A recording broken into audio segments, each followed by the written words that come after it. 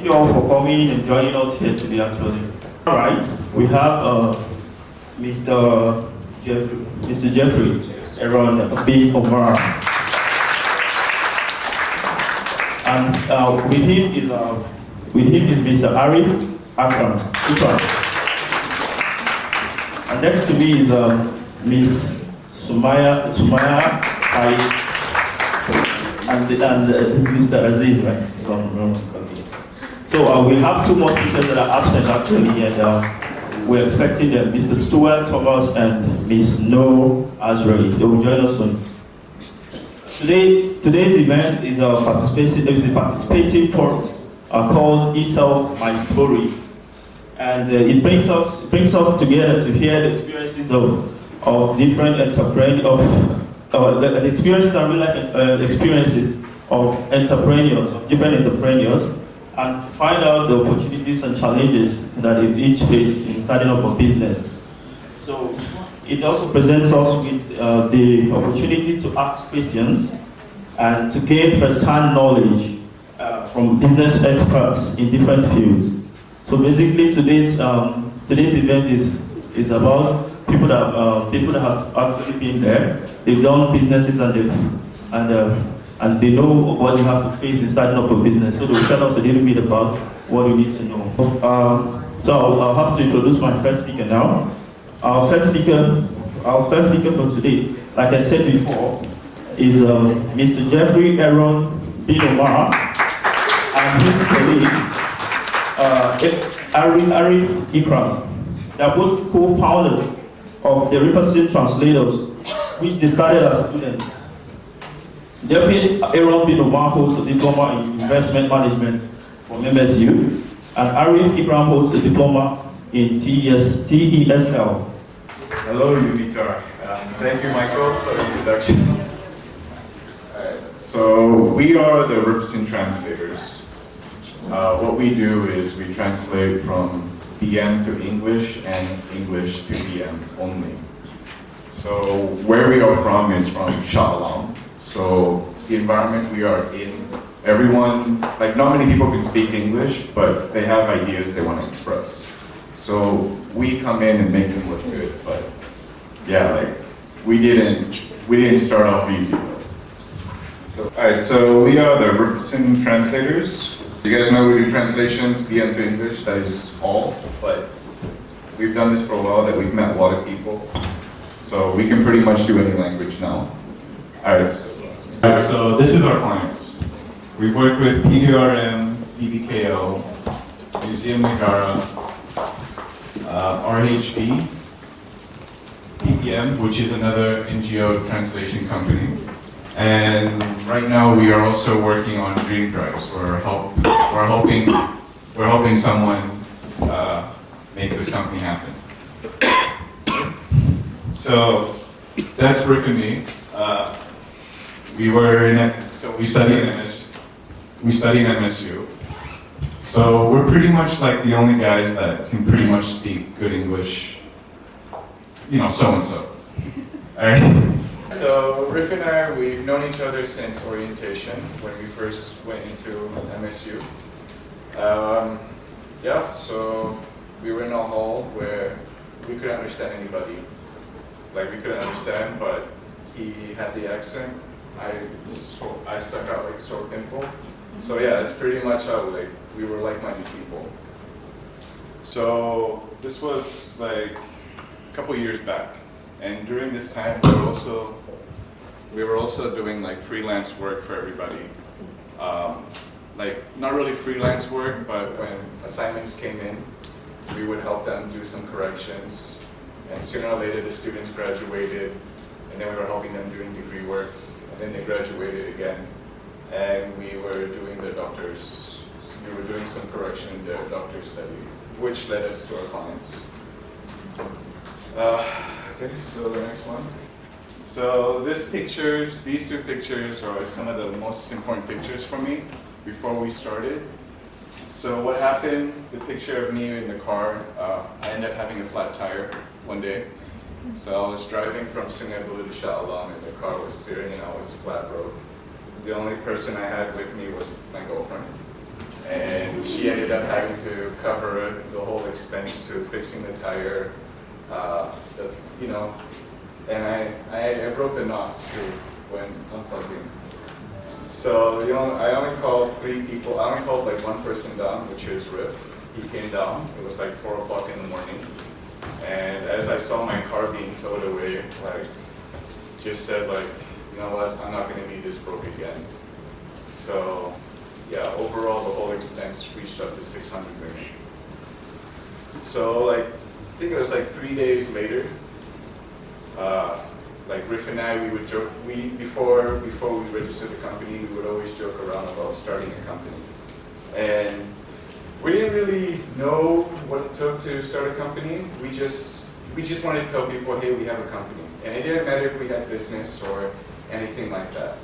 But you can't have a company if you don't have a service or you can't offer something. So we just said, you know what? Let's just offer English UPM translation. That was it. So we did that, and we decided to do that, and yeah, like this, just getting registered, if you guys like getting registered, this actually was a joke. Like, it was really a joke for us to tell our friends. But like, once we got registered, it was only like 1 hour process, 70 ringgit. Like, we couldn't see the same anymore. Like, for some reason, everything looked different, and we had to take things more seriously. Whereby, like, you can't just have a search that's saying that we have a company. So we made a website, and we made a website when we promoted some of our clients. Like, we promoted some people that we did work for. And yeah, like, yeah, so we started off as a joke, shouted out to everybody that we have a company. No one took us seriously. And someone literally challenged us to prove us that, hey, if you guys really have a company, do this for me. And we did it. Yeah, so that is us at an Ayam Penyet shop near our campus, promoting it to everybody. Okay. Yeah, but yeah, that's pretty much it. We didn't know what to do. Like, honestly, like, what our fields and studies, we didn't know anything what to do about business. We just did it. And we just did it, and we just swung it. Swing it, don't wing it, don't swing it is how we go by. So at least just try to take it 1% at a time, and eventually you'll get somewhere. Like, you'll get to a certain point that just leads from there. But yeah, that's how we went. So so we ended up meeting new people. We met some new we met a lot of new people, and eventually we got to one part where we met. Next slide. Yeah. So Dream Drives is one of our clients who. It looks lame, but this guy is actually from India. And have you guys heard of Andaman Islands? Yeah. Andaman Islands. You know the elephant that's swimming. Yeah. This is the guy who did that. Is doing this in Malaysia right now, and we are working right now with Karamjit, the first Asian rally race driver. So we're helping this getting startup right now. So from being left at the side of the road until meeting people like this, like, don't be surprised when you start any sort of venture on your own. You're going to meet a lot of crazy people, a lot of people that you just can't believe exist in this world. All right. So we're not really that legit. I mean, it's not really necessary for us to have an office. Our office is pretty much just my backpack. So it has our laptop, it has our paper. We're able to do work anywhere.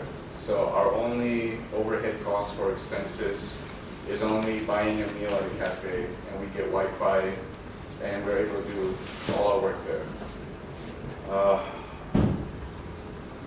Yeah, so if you guys, and this cafe is at Bukit Jelutong, so if you guys are there, like, you can find us there working all the time. Like, you can find us there. How long has that been? Okay, I'll pass it to my business partner, Rick. Okay, so Jeffrey has pretty much introduced you all to how we got started. I think he went a little bit off course a bit with some of his stories, but overall it was pretty much the same as what he stated. So right now I'm just going to be talking about the difficulties we encountered when trying to get the business started. So first and foremost was trying to get it off the ground. Excuse me. So when we first started, one of the major problems we encountered was the financials. Right? So whenever you talk about getting a company started, the first thing that comes into your mind is, holy crap, how much money am I going to expend? I'm sorry, holy moly, how much money am I going to be using to get this company off the ground? So, being first-time entrepreneurs getting into the business world, me and Jeff, we started overthinking everything, you know? So we went from just hanging out at a restaurant, talking about starting a business, to, dude, let's get ourselves a location. Let's get ourselves some more staff members. Let's get ourselves some more equipment. So we started planning out everything that we needed to try to make our company legitimate. So doing all the calculation, it turned out that we were way over budget, you know, from what we initially wanted to start off with. So we went from like a couple of hundred ringgit to like, according to the calculations, thousands upon thousands of ringgit. So then it came down to the point where we had to like literally take things a bit slower, you know. So seeing as how the work we do, we could just do it off of a laptop, anywhere we wanted really, as long as there was internet connection. So we just said, okay dude, you know what, since we can just do this wherever we wanted, there was no need for us to have like a location to ourselves. Okay? There was no need for us to get all this equipment that we needed, because we all just needed a laptop for each other. And then registration fees with SSN, it was pretty basic, because we didn't know anything at all. So we just went to the registration board, we asked them. You know, we spent a little bit of time just to go to the place itself, and we asked them, okay, you know what, how much does it cost to get this company moving? And you know, the costs actually surprised us. So they said, okay, you know what, for you to start a company, it's not a lot anyway. You know, just like 70 ringgit, is it? So 70 ringgit, and your company is already registered under SSN. So you have like a legitimate name inside Malaysia's board of businesses. So we did that. Yes, sort of, anyway. So anyway, we started cutting costs, we cut back on everything that we didn't really require. So in the end, we managed to get it off the ground. You know, it was a little bit, but we managed to get somewhere. So that was one of the challenges that we had to face. The next challenge was, once it was airborne a bit, was trying to get in business. Right? So trying to get in business, it was very difficult because obviously when you start planning a company and everything, you'd always expect days with rain, rainbows, unicorns, everything. But in truth, it wasn't like that for us at all. Because when we were doing freelance, we had like so many opportunities to do everything. But once the company actually started, we had like very little customers, no one wanted to do anything with us, so we just had to like bear with it. I mean, you can't have a couple of good days without some bad ones, right? So we just like put up with it. You know, you can't get discouraged by the fact that you don't have customers right off after you started, really.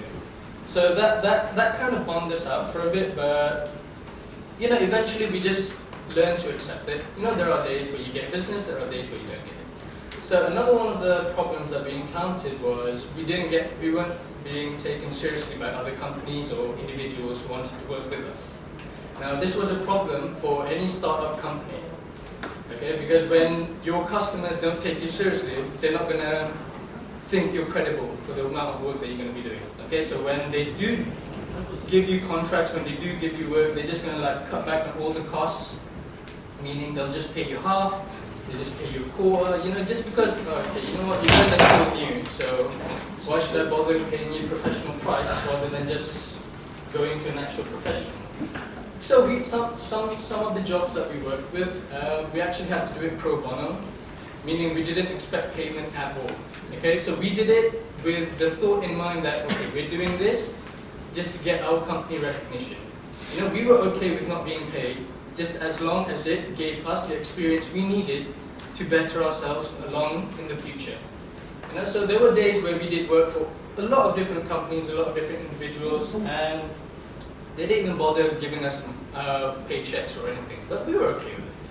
So eventually in the long run, we made our experiences known. So we did work with this, we did work with this. As Jeffrey showed you before, we've done work with RHB Bank, we've done work with PPM, and all those other companies that you've seen. But at one point, there was just no payment for all of us at all. So those were the two major challenges that we had to deal with when we first started off the company. But so far, it's gradually getting better because another one of the problems that we were faced with was when you are dealing with other companies, please make sure to put it down in black and white. Okay, black and white meaning there's like a written contract between you and the company stating, okay, this is our term, this is your term. Okay, because most of these companies, especially when it comes to startups, they actually just think, okay, you know what, these guys are just like small people, so we can just like pretty much just push them over, you know? So we give them money, either whether they like it or not, you're gonna have to take it. So we went into the business world not knowing that we had to actually set our terms and our agreements on the table before actually dealing with the deals. So in the end, we became victims to our own clients' needs. We became victims to our own client selfishness. You know, they're just like, okay, you do this, do this, do this, do this, but we're just going to pay you like in a couple of years' time, in a couple of months' time. So if possible, when you are doing business, please have it on pen and paper, you know, so that there was no complications later on.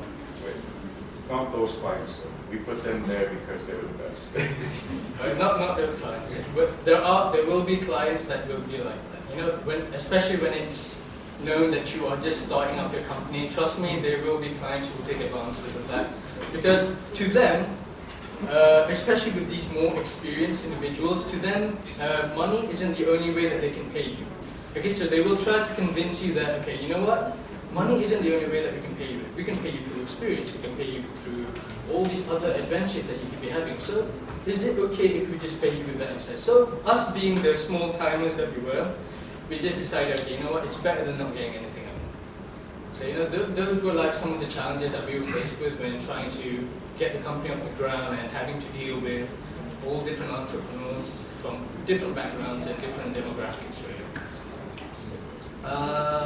There are a lot of other problems, but I'm not going to bother you with all of them. So I'm pretty sure that you guys will be going through the same thing once you get your business started. But the one thing I want you to keep in mind is, no matter what challenges comes your way, you just keep pushing forward. You know, eventually 1% progress is progress still.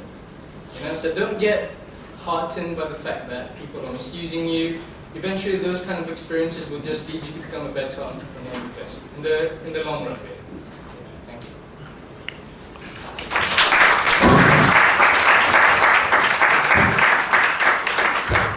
I'd like to say a very big thank you to our speakers, Mr. Jeffrey and Mr. Arif, right? Yeah, thank you so much. Can we give them another round of applause, please? So basically, the line I got out of your whole sharing was the wing it, don't swing it thing. I think I like that line. Wing it. Yeah. It actually means you should improvise in starting your businesses. There will be challenges. It doesn't break you. It only makes you. You know. So it's basically you need to improvise when you face challenges in business. So I'll introduce my next speaker. My next speaker is the Vice President, East Health, UTM KL. She is a qualified pharmacist with vast business experience and has ventured into the food and beverage industry as a kebab manufacturer and distributor. Please join me in welcoming Ms. Sumaya Bari. Thank you. Hello, Assalamualaikum, and a very good morning. I'm Siti Sumaya. People call me Maya. I actually graduated in pharmacy in Cyberjaya Uni in 2010 and further pursue my master's postgraduate study in MBA from UTM KL in 2016. It's actually last year. So, what I'm doing now is actually is a F&B business. So I worked previously in General Hospital Kuala Lumpur with Ministry of Health Malaysia for 5 years, from 2010 to 2015. Before I tendered my resignation in 2015 to put my focus on my current venture. So most of people ask me, why do you jump into a totally different industry from a healthcare to a food and beverage?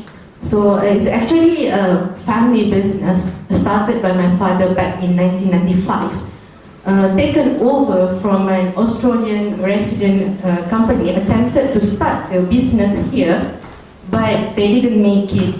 So it was taken over with some modification and improvement in the product quality and business management, lowering the overhead costs, and then starting from them, we start to capture the market. Basically, our customers is business vendors, cafe owners, restaurant owners, street stall hawkers that want to start kebab business, and they purchase the raw materials from us. That was 20 years ago. And some people say, oh, she got a family business. That makes things easier for her. Well, actually for me, to work 8 to 5 with a similar routine, schedule, with standard operating procedures, with someone supervising you is way much easier than to start a company. So, it has more challenges in starting a company.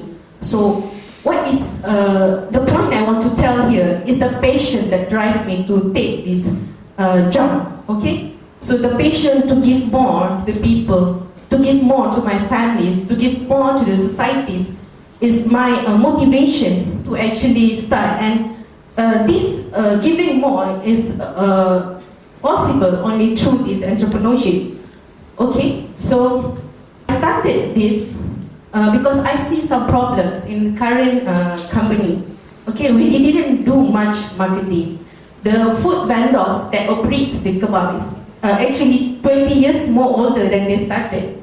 So if they don't have the succession planning for their business, we will eventually lose our customers as well. So we need to retarget and develop our new market. Okay, that's where my position right now. I improvise the B2B segment by offering the marketing assistance and also the training. Okay, training for them so that they can improve their business. Okay. Apart from that, I also penetrate into B2C, business to consumers, where I created frozen instant kebab and also a catering service. Okay, I joint venture with caterers. I'm giving them some commission, and then I develop my agents. Okay, provide them training. That's what I'm currently doing. So talking about the challenges what I face from the start until now. The first one is the mental preparedness. Okay, shifting your mindset from an employee mindset to entrepreneurial mindset is not an easy task. I had this 5 years of doing the routine over and over again. Okay, filling in my KPI performance in yearly basis, and then I got some increment in salaries, bonuses, and that's it. Okay, things repeat. If I stay for another 10 years, things gonna be the same. So in entrepreneurship, you are the boss of you are the everything. You are the CEO, chief everything officer. Okay, not chief executive officer yet. You are doing everything. Okay, so that challenge. Okay, actually, sometimes you lost. You don't know where to start and everything. That's one, the mental preparedness, and then lack of knowledge. Okay, I come from healthcare education background, not knowing any single thing about business. I don't know what income statement is. I don't know anything. Okay, I don't know what is sales, what is marketing. So that's second one. Even though I started this company on my second year of MBA, I do cover some modules, but theories and realities are two different things. Okay, you got to know that spotting something, planning for something, and executing it is two different things. Okay, you will face more challenges during the execution part. though you have a very thorough planning part. Alright? Okay. So the next one is lack of time. During the first year of my venture, I actually still studying. I still had, I need to juggle between classes, assignments, and I still do my part-time job as a pharmacist to retain my annual certificate, annual license, and then with the business activities as well. So some days I will not accomplish or finish my task, my planned task, that it has to be carried forward. It's not optimized. So that is the third challenge. And then the fourth one is not having mentor with me.